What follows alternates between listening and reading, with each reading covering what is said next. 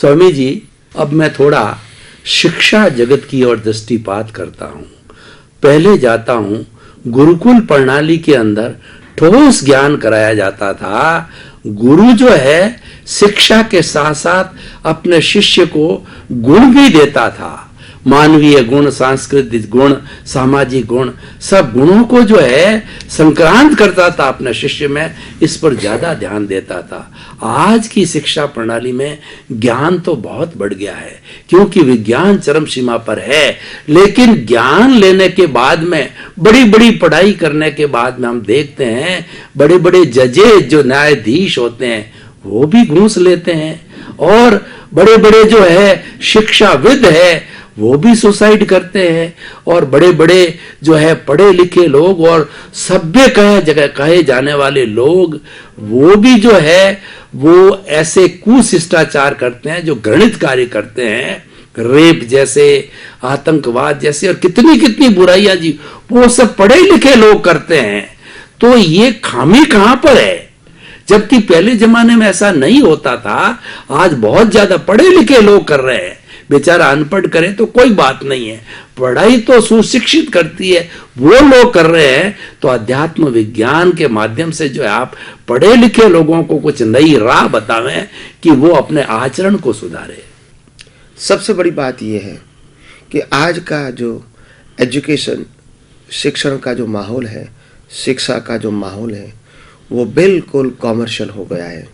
और इसीलिए मैंने पहले भी अपने प्रवचन में, आध्यात्मिक प्रवचन में, धार्मिक प्रवचन में, सामाजिक परिवर्तन प्रवचन के अंदर ये बहुत बार बता चुका हूँ कि आज शिक्षण इतना आगे बढ़ चुका है कि डॉक्टर, चार्टर अकाउंटेंट और लॉयर बना सकता है, इंजीनियर बना सकता है, बिजनेसमैन बना सकता है, अच्छी नौकरी करने वाला बना सकता है, मगर ये शिक्षण अच्छा इंसान नहीं बना सकता है, क्योंकि उसकी नींव है how to make money, how to live good life, how to live a human life. वो नहीं सिखाते हैं, हाउ टू मेक मनी यही सिखाते हैं। मैं ये नहीं कहना चाहता हूँ कि पैसा कमाने का रास्ता नहीं बताओ, वो भी बताओ, मगर इंसान अगर इंसान होगा, इसमें इंसानियत होगी, फिर वो पैसा कमाएगा तो वो खुद भी खर्चेगा और समाज के लिए भी कुछ न कुछ करेगा, क्योंकि इसके अगर इंसानियत है तो। मगर बात ये है, न इंसानियत की शिक्षा वो देते हैं, न कल्चर की शिक्षा देते हैं, न संस्कृति की शिक्षा देते हैं, न सभ्यता की शिक्षा देते हैं, न मर्यादा की शिक्षा देते हैं, न बड़ों की इज्जत करने का सिखाते हैं। सिर्फ आज का education maximum how to make money यही ज़्यादा सिखाते हैं। तो मैं समझता हूँ आज की शिक्षा के अंदर, शिक्षा के माध्यम के अंदर ये बहुत बड़ी कमी हो गई है, ताकि इंसान डॉक्टर तो बनता है, चार्टर अकाउंटेंट बनता है, लॉयर भी बनता है, इंजीनियर भी बनता है, मैकेनिकल भी बनता है, सब कुछ बनता है, फिर भी इंसान नहीं बन सकता, क्योंकि वहाँ न कल्चर है, न संस्कार नहीं है, सभ्यता और मर्यादा भी सिखाते नहीं है। तो मैं समझता हूँ कम से कम एजुकेशन के साथ साथ राष्ट्र भावना, मानवता, बड़ों की इज्जत करना, और हमारे पास जो कुछ भी हमने पाया है मेहनत से, बुद्धि से, वो हम भी अपना यूज करें जीवन में, और औरों को भी बांटे। यही मानवता की भावना अगर सिखाई जाती है तो मैं नहीं समझता हूँ कि राष्ट्र को महान बनना, राष्ट्र के लोगों को महान बनना कोई डिफिकल्ट है। तो ये बात बहुत ज़रूरी है। संस्कार, संस्कृति, सभ्यता, मर्यादा और मानवता, अगर ये बेस रहेगा, ये बेस के आगे एजुकेशन रहेगा, तो मैं समझता हूँ हमारा ये प्रयोग सफल रहेगा। तो मेरी सबको ये निवेदन है, नम्र निवेदन है कि इसके लिए सरकार को, समाज को, शिक्षक के बड़े बड़े विद्वान लोगों को, शैक्षणिक संस्थाओं को इस कार्य के लिए आगे आना चाहिए और ये सोच खास बीच में सेंटर में रखना चाहिए। हम कैसे करके इंसान को इंसान बनाए, मानवतावादी बनाए, एक दूसरों के लिए सोचने वाला बनाए, एक दूसरों की भलाई के लिए सोचे, एक दूसरों की हेल्प करने के लिए सोचे। ऐसा करेंगे तभी व्यक्ति का, समाज का और राष्ट्र का और विश्व का उद्धार हो सकता है। स्वामी जी बहुत बहुत धन्यवाद हमें सकारात्मक उपदेश देने के लिए। स्वामी जी अब थोड़ा स्वास्थ्य की चर्चा करते हैं। आज किसी भी हॉस्पिटल में चले जाइए, वहां पे मरीजों की लंबी कतार लगती है। मौसम बदलता उस वक्त तो लगता है कि भाई संभव है मौसम बदला, परंतु ऐसा नहीं है। 12 मास लंबी कतार लगी हुई है और मेरे को तो बड़ा अचंभा होता है, उसमें ग्रामीण लोग ज्यादा है। ग्रामीण लोग प्रकृति के करीब रहते हैं, शुद्ध वायुमंडल में रहते हैं, फिर भी जो है बड़े शहरों के हॉस्पिटल में उनकी संख्या बहुत जा रही है। और आज इतने एक्सपेरिमेंट हुए हैं, इतनी दवाइयां निकली है, पर ऐसा लगता है कि जब दवाइयां कहती है हम डाल डाल, तो बीमारियां कहती है हम पात पात। तो ऐसा ये क्यों हो रहा है, जबकि इतनी शिक्षा, इतनी अवेयरनेस, इतनी सारी बातें हमको मिल रही है, इतनी शिक्षा मिल रही है, फिर भी जो है ये इतना बड़ा संतुलन कैसे हो रहा है। तो हम इसको, स्वास्थ्य को संतुलित करने के लिए हमारे आध्यात्म विज्ञान से हम ऐसी कौन सी अच्छी राय देवें, अच्छा फार्मूला बतावें कि व्यक्ति जो है वो अपने स्वास्थ्य को अच्छा मेंटेन कर सके। धन्यवाद प्रश्न के लिए। देखो, सबसे बड़ी बात यह है, आज हमारा स्वास्थ्य वैसे ओवरऑल बिगड़ रहा है। व्यवहार से तो बोल सकते हैं कि लोगों का आयुष्य पहले से ज़्यादा बढ़ा है, क्योंकि सुविधा बढ़ी है, खाना पीना बढ़ा है, और मेडिकल फील्ड में ज़्यादातर तरक्की होने के नाते लोगों का आयुष्य की लंबाई तो बढ़ी है, उसमें कोई शक नहीं है। स्टैटिस्टिकल फिगर करेक्ट है, मैं उसमें शक नहीं करना चाहता हूँ। मगर आज जो दूषण और फील्ड में है, वही दूषण, वही वीकनेस मेडिकल फील्ड में, दवाइयों के फील्ड में, मेडिकल रिलेटेड बिजनेस के फील्ड में, प्रोफेशनल के फील्ड में आ गई है। यही कॉमन बीमारी है। हर व्यक्ति को पैसा वाला बनना है, हर व्यक्ति को मौज मस्ती करना है। तो पैसा, हाउ टू मेक मनी, ये कॉन्सेप्ट आ गया। पहले जमाने में जो वैद्य लोग थे वो भी उपचार करते थे, मगर वो पैसे कमाने के लिए नहीं करते थे। लोगों की स्वास्थ्य अच्छी बने और बिना पैसा, बिना दवाइयाँ बने, यही सोच के साथ वो उपचार करने का प्रयास करते थे, क्योंकि वो समझते थे मेरे को कुदरत ने ये विद्या दिया है, शिक्षा दिया है, ज्ञान दिया है, तो मैं ज्ञान का उपयोग सिर्फ पैसे की कमाई के लिए नहीं करूं, मगर लोगों की भलाई के लिए ये ज्ञान को मैं बांटूंगा, तो मेरा जीवन, खाना पीना तो अपने आप चलेगा। इतना तो लक्ष्मी मेरे को मिल जाएगी। मगर लक्ष्मी ही मेरा मकसद नहीं था। लोगों की भलाई कम पैसे से, कम दवाइयाँ से और सच्चाई बताने की जो हिम्मत थी, इससे हो सकती है। मगर आज हर जगह पे कॉमर्शियल हो गया। डॉक्टर भी सुनने लगे, मैं जितना ज़्यादा ऑपरेशन करूँगा इतना ज़्यादा पैसा मेरे को मिलेगा। क्यों ज़्यादा ऑपरेशन करूँगा? पैसा मिलने के लिए। पैसा कैसा मिलेगा? ज़रूरत नहीं तो भी ऑपरेशन करूँगा तो ऑपरेशन का पैसा मिलेगा। पेशेंट वहाँ रहेंगे तो मेरी हॉस्पिटल का जो बेड है उसका पैसा मिलेगा।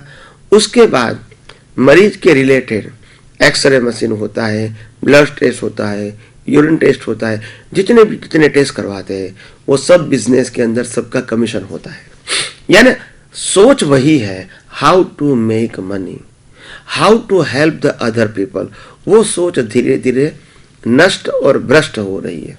तो मैं समझता हूँ हर फील्ड के अंदर लोगों की सोच को बदलने की बहुत ज़रूरत है, और सोच बदलेंगे तभी समाज बदलेगा। क्योंकि डॉक्टर भी तो इंसान है, पेशेंट भी तो इंसान है। डॉक्टर रिलेटेड जो भी बिजनेस करने वाले हैं, मेडिकल फील्ड होता है और सर्विसेज एक्सरे वगैरह का, तो सभी फील्ड के अंदर यही गलत सोच होने के नाते, हाउ टू मेक मनी, ये गलत सोच होने के नाते न खुद का उद्धार होता है न समाज का उद्धार होता है। तो मैं समझता हूँ विचार क्रांति अभियान से लोगों की सोच बदलना है, लोगों में मानवता जगाना है, और मानव होके हम एक मानव दूसरे मानव को किस प्रकार से हेल्प कर सकते हैं। इसमें पैसे का माध्यम ज़्यादा नहीं होना चाहिए। पैसा जीवन जीने के लिए होना चाहिए, व्यवहार चलाने के लिए होना चाहिए, संस्था हॉस्पिटल चलाने के लिए होना चाहिए, वो मैं मना नहीं करता हूँ। मगर इतना पैसा मत कमाओ ताकि हमको पैसे के लिए आयोजन करना पड़े और वो पैसा मौज शौक में हम खर्च करके खुद के ही शरीर को, खुद के ही विचार को, खुद के ही परिवार को भ्रष्ट कर दे, नष्ट कर दे, और वही पैसा और वही हमारा जीवन दूसरा व्यक्ति देखेंगे तो वो भी प्रेरणा लेंगे, मैं भी ऐसा करूं पैसा वाला। तो ये संदेशा बहुत गलत है, और इसीलिए विचार क्रांति अभियान हमारे सबके लिए, चाहे फील्ड कोई भी, चाहे एजुकेशन फील्ड है, मेडिकल फील्ड है, मैन्युफैक्चरिंग फील्ड है, सर्विसेज फील्ड है, राष्ट्रीय नेता का फील्ड है, पॉलिटिकल फील्ड है, और फिल्म इंडस्ट्रीज का फील्ड है, हर फील्ड के अंदर नैतिकता, ह्यूमैनिटी, कल्चर, संस्कृति, सभ्यता, मर्यादा, ह्यूमैनिटी, ये सब कुछ पाया के संस्कार सबके पास होना चाहिए, सबको मिलना चाहिए, सबको बांटना चाहिए, और उसी कार्य के लिए सबको एक दूसरे के लिए सहयोग भी करना चाहिए। तभी राष्ट्र निर्माण होगा, व्यक्ति का निर्माण होगा, विश्व का अच्छा निर्माण होगा। यही मेरी प्रार्थना और मेरी भावना है, और इसके लिए सब आगे आए, यही मेरी। स्वामी जी बहुत बहुत धन्यवाद। आपके उपदेश से मालूम पड़ा कि व्यक्ति मनी माइंडेड हो गया है, मनी सेंटर्ड हो गया है, सेल्फ सेंटर्ड हो गया है, और हर व्यक्ति ये जानता है कि जब मैं जाऊंगा, एक हर समझदार व्यक्ति ये जानने लग गया कि मैं जाऊंगा जो साथ कुछ भी नहीं लेके जाऊंगा। भगवान महावीर ने कहा कि वस्तु परिग्रह नहीं है, वस्तु में धन भी आता है, धन परिग्रह नहीं है। धन के प्रति जो आसक्ति है, जो मूर्छा भाव है, वो अटैचमेंट है, वो परिग्रह है। धन व्यक्ति के पुण्योदय से आता, हम मानते हैं, लेकिन कुछ ऐसा कारगर उपाय बताइए कि व्यक्ति धन के आने के बाद भी जो है उसमें आसक्ति न करके, वो क्योंकि उसका खुद का धन आ रहा है उसको उपयोग करे, कोई दिक्कत नहीं है, पर फिर भी बच रहा है। तो यानी उस आसक्ति की जगह हम अनासक्ति कैसे आध्यात्म विज्ञान, नई दृष्टि, नई सोच के माध्यम से रॉन्ग बिलीफ को राइट बिलीफ में कैसे बदल सकते हैं, ताकि पैसा होते हुए भी व्यक्ति उसका सदुपयोग, दान, पुण्य वगैरह अच्छे रूप में करे। धन्यवाद प्रश्न के लिए। सबसे पहली बात यह है कि हमारे समाज में बदलाव कैसे ला सकते हैं। लोग अपनी मेहनत से कमाते हैं, अपने पुण्य से कमाते हैं, और पुण्य से वो पैसा प्राप्त करके अपनी मौज शौक में और ज़रूरियात में वो खर्च करते हैं। उसमें कोई कमी नहीं है, मैं मानता हूँ, मगर उसका मतलब ये नहीं है कि जो कर रहे हैं वो सही कर रहे हैं, जो सोच है वो सही है, ऐसा हम नहीं मानते हैं। क्योंकि बदलाव सोच में लाना है। तो सोच क्या होनी चाहिए? सोच ये होनी चाहिए कि मैंने अपने मेहनत से, पुण्य से, शिक्षा से, एजुकेशन से और अपने हुनर से जो कुछ पैसा कमाया है, इसका मैं अच्छा उपयोग करूं, मेरे लिए उपयोग करूं, परिवार के लिए उपयोग करूं, और बाद में जो भी पैसा मेरा है वो मैं मौज शौक में उपयोग नहीं करूं, मगर इंसान की ज़रूरियात को दूर करने में मैं जो हो सके ऐसा मैं सहयोग करूं। एक गरीब व्यक्ति को खाना नहीं है तो मैं कैसे करके उसकी जो भूख है मिटाऊं और उसके मुंह पे आनंद लाऊं, ये सोच मेरी होनी चाहिए। एक बीमार व्यक्ति बिना पैसा इलाज नहीं कर सकता है, तो मैं उसको मेडिसिन का पैसा दूं, इलाज का पैसा दूं और उसके जीवन में आनंद लाऊं, वही मेरे जीवन का आनंद है।